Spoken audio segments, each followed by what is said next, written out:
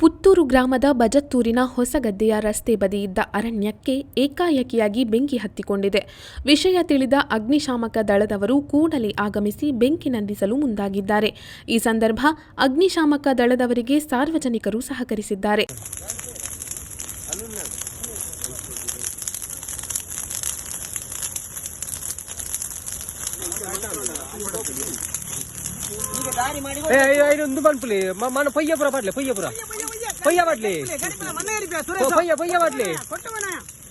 పొయ్య పట్లి అవి ఇటు పొత్తుంది ఉంటుంది అటే ఆ సైడ్ కూడా పొత్తుంది ఉండవు కాట్లే